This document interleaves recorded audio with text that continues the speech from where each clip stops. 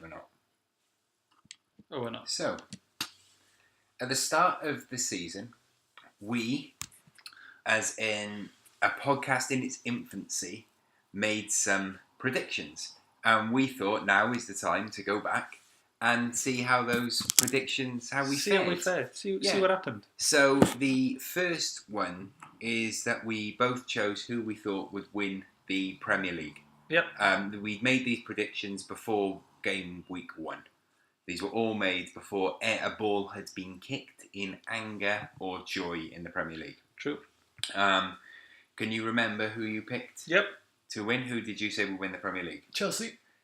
I thought they had one more season in them before Conte his time ran out. They won the FA Cup. They didn't quite get there in the league. They did. So, you know who I picked? Was it a Manchester team? It was a Manchester team. It was Manchester City. Mm. I predicted Manchester City. Man United fan. A Man United fan. Scum. So one of us predicted the winner of the Premier League. Yep. However, I'm not going to claim much from that. It's not like my claim that Roma would come back and knock Barcelona out in the second leg of the Champions League. Yeah, no, it didn't work. That was a much better shout from me. Saying Man City were going to win the league. Yeah. I think a lot of people said Man City were going to win the league, so there's not a lot to that. The next one actually is quite interesting. It is, yeah. Someone we know said competition. that if you signed Javier Hernandez, he would guarantee you at least, I want to say that again, guarantee you at least 20 goals a season. There's no guarantee. He's never scored 20 goals ever in a season. Ever. Even at his peak at United, when he seemed to be scoring every week, he still didn't reach 20. So we then predicted how many goals would Javier Hernandez score. And we settled on 8 goals. We said Javier Hernandez would score... we collectively said 8 goals. And do you know how many goals Javier Hernandez scored in the Premier League? I think it was 8. It was 8. It was 8. So we're claiming that one. Yeah. We're very happy with that. We said he would score 8 goals in the Premier League. Mm-hmm. And he scored 8 goals in the Premier League. Like, that is phenomenal. I can't believe we actually got that. We were keen because in that conversation we were talking about Iheanacho as well. Because we were excited to see him after showing so much potential for Man City, see what he could do at Leicester. And our guess collectively was 11 goals. Yeah. Now he's completely let us down there. He's let us down, yeah. He's only scored 3 goals. He scored 3 Premier League goals. We said Iheanacho would score 11. He scored 3. Yeah. I mean, but that says more about him than it does us, I feel. Yeah. Yeah, he's let us down there. He has let us down. So, moving on from that, we then... guess who will be bottom of the league? Yeah, we guessed. We decided who should we pick as bottom of the league. We went with Brighton, but they had a great run. They did have a great run. They deserve it. I think they managed to survive. I think we were fair in picking Brighton as well. I think could have been, but we didn't have the foresight to see the demise of West Brom and Stoke. We didn't. West Brom, Stoke, and Swansea. Yeah, didn't see it. I mean, it was. I think it was Stoke that finished bottom. Yeah. But yeah, we didn't see that coming. I think we actually said, going further on that podcast, we actually said that Brighton and Huddersfield would both get relegated, and Newcastle would stay up. Mostly goals. We both think. We did. Yeah, no. Most league Liverpool goals. Out of Liverpool or Man. Yeah, Liverpool or Man United. Liverpool smashed it. Come on, don't even need to check that. We know. It must have. Absolutely. No need to check. Okay. 1-0 United. Boring United. Just let it go. We all said Liverpool would score more goals, and we were right there. Most assists, Kevin De Bruyne or Mesut Ozil. Yeah, that was it. Can I just briefly go back to league goals? Because I've seen... Kelechi was outscored by Nacho Monreal. He had a great season, though, Nacho. Well, Nacho Monreal had never scored a Premier League goal until this season. He's outscored Kelechi and Nacho. Mm-hmm. He's let us down. I'm not going to get over that, Kelechi. I expect 12 next year. Next year, I think he'll be firing. Yeah. He should be. 12. That's a little preview into our preview episodes coming around July. We were right with the assists. Kevin De Bruyne, 16 assists. Absolutely incredible service. We said who would get more assists in the Premier League. It was either De Bruyne or Mesut Ozil. We both said De Bruyne, who got 16. Ozil got exactly half that amount. Yeah. So, yeah, we're quite happy with that. Most goals out of Rashford and Iheanacho. Yeah. Loads of hope for Iheanacho this year. Yeah, who would score Shocking. more goals? Kelechi Iheanacho or Marcus Rashford? We all went Yeah, Iheanacho we both said Iheanacho. with 3 goals. He scored 3, Rashford scored 7. 7 goals. So neither of them were exactly prolific, but Rashford did him by more than half. The other one we were rambling about was Spurs finishing position. Yeah, we said where would Spurs finish in the league? Luke outside top 5. I said 5th. Yeah. And then so we said where did they end up? They finished 3rd. They finished 3rd. They finished 3rd. Mm-hmm. The only other prediction that we made was that Clement. Paul Clement. Oh, that's such a show. Will be a part of Nagelsmann's coaching staff at Bayern Munich by September 2019. So we've still got another season left of that. Yeah. Nagelsmann is very high profile right now. Hoffenheim. He could very well. The only problem that we've got now is obviously Ancelotti was still there in September last year when we predicted this. Mm-hmm. So unless they get Nagelsmann in now, Clement is could come in. Yep. It's going to be interesting. So yeah, all in all, I'm very happy with the Javier Hernandez shout of scoring 8 goals because we were bang on the money there. And we'll just do a really quick run through now of the league, how it ended up. Start from the bottom. Start from the bottom. West Brom did actually finish. West Bromwich, from the bottom. West Bromwich Albion's demise. Yeah. You've got Pardew basically. No hope, aged Pulis squad, didn't do old anything, squad. and then they brought in Pardew, which was everyone could see was a mistake. The minute he was brought in. Pulis, Pars, and Darren sorted out. Yeah, and then big Darren I'm glad Darren Moore's keeping with him. Yeah, it's good. Season. I'm glad. It's fine, but West Brom have got a whole heap of trouble on. Even with parachute payments, I think that's danger of losing players as well as an aged squad who most of them are probably going to retire anyway. So that's a whole rebuild. That's a career rebuild. There. I'm going to throw out an early prediction and say West Brom will not get promoted next season. I think they've got they've got to have a season in the Championship to consolidate. Next up, Stoke showed absolutely bang average to no promise whatsoever, and you can't be saved by Shaqiri all the time. That's what you've learned, because guess what? It's a team game, and I just think it's just bad news, especially for the likes of Butland. Well, they made ridiculous signings, to be honest. They didn't pan out. They signed Wimmer for something like 20 million. Yeah. He's gone out on loan, I believe.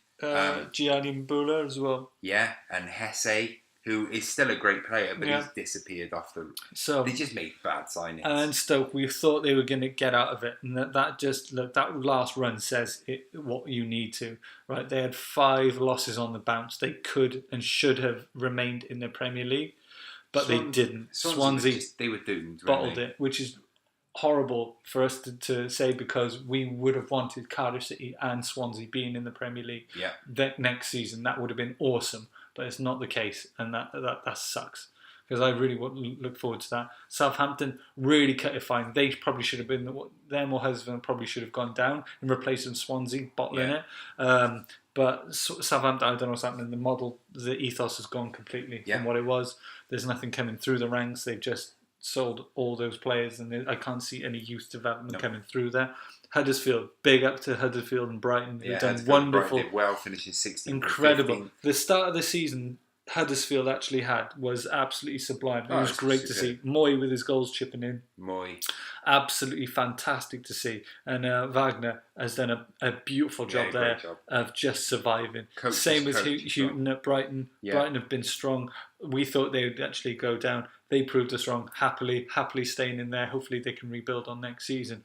Watford still been in the same position, mid to the bottom of the table. They had a very poor running towards the end. I'm actually thinking, early again, I'm thinking Watford are going to struggle next year. I think they'll probably strengthen because they've got contact with in terms of the transfers they make. The one issues are up front, and I'm a big fan of Troy Deeney, but I don't know how long he could. Not much. They need some more firepower there. West Ham, who knows what West Ham's going to come up with? Again, we said it on a previous podcast, but David Moyes deserves a lot more credit than he's getting for the job He he did. deserves a lot more credit, but I understand the significance of him going. The same with Big Sam. They're like alike, really. You can rely on those to bring him up because it's going to happen this time next season. There's going to a crisis at Christmas, and then who's going to be on the merry-go-round? Oh, Big Sam's going to be on the carousel. Big Sam will come back. That's it. And Davey Moyes, who knows? It'll just be the same old thing. But the point is, they should get more credit because that's what the job they do, and that's nothing to be sniffed at. Talking about getting more credit, Eddie Howe is continuing to do a great job. I think people have now marvellous. People now don't realise the job that Eddie Howe is doing at Bournemouth. Fascinating to keep him in the Premier League. It's phenomenal. Yeah. Palace again, Roy the boy. Palace again, not enough credit for Roy Hodgson. Well, considering that they started the season with 6 losses, wasn't it? And they didn't score a goal. Yep.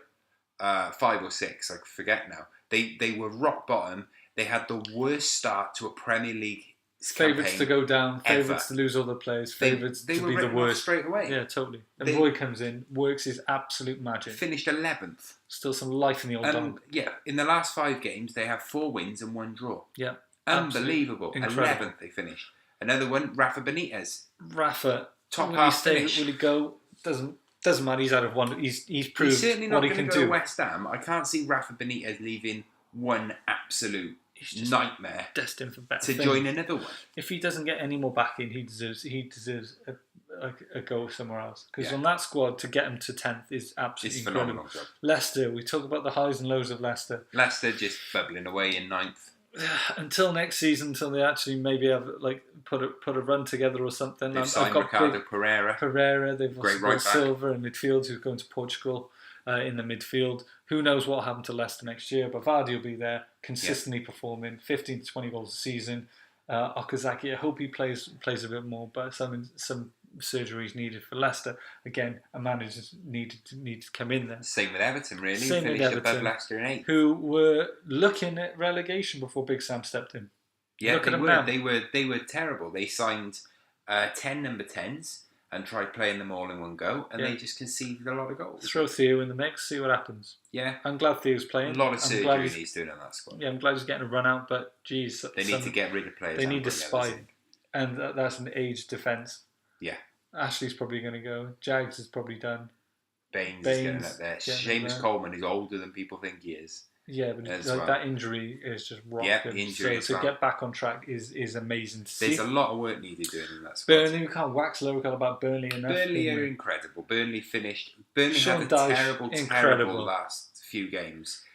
Losing 3 and drawing 2. Doesn't matter though. No, it doesn't matter because they had a great season. They finished 7th. It's just the problem. Burnley now has such a good season that finishing 7th almost feels like a letdown. That's how good they were. Yeah, brilliant. Sean Dyche done a great job. Arsenal finished 6th. 6th. Now, I still think that team overperformed for what it is. Yeah, I can agree. There's talking about surgery needed. There is a lot of where I was going to go, but that's why I think Unai Emery will come in and just really transform that with the contacts he's got. I think that's really exciting. Progressive step that they've taken. If the reports that are coming out now are true, he's going to have to be frugal because apparently they're saying that they've got a maximum of 60 million available. 60 million. Yeah, so that's going to be interesting. Now we're into the top 6. These top 6 will chop and change throughout next season. They will always be there. That's a given.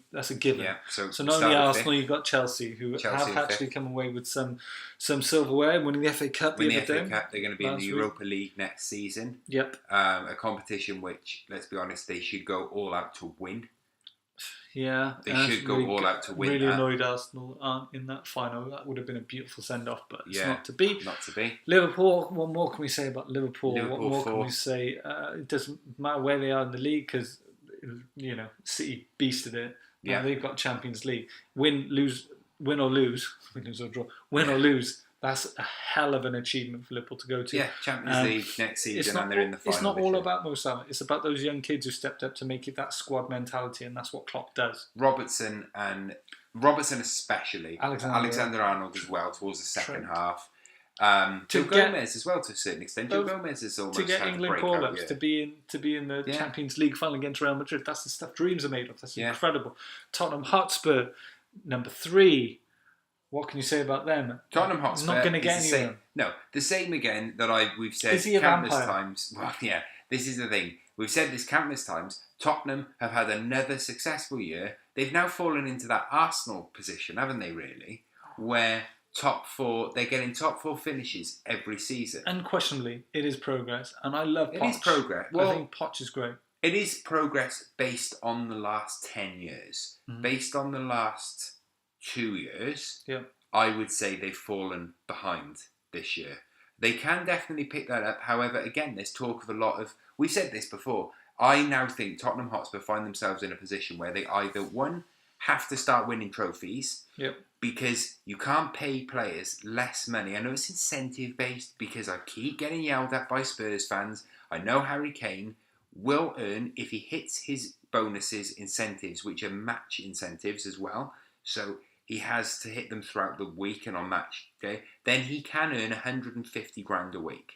However, that he can earn 150 grand a week regardless if he goes to another club. Yeah, but that's just economies of scale for the market and whatever else to go It's along with it. If he has a good World Cup, whatever else. Yeah, exactly. You can make an argument that it means that the type of player they bring in is more motivated because they have to be more motivated. However, but how long can they keep those players without winning anything? Yeah, exactly. Tottenham Hotspur have got a great squad. We can sit here and we can say how good they are and how positive it is. My boy, Son. They need to win a trophy and they need to win one soon. Coming on to trophyless seasons, Manchester United finished in second. Very close, very second, a double of seconds. We're still 50-50 because I still say that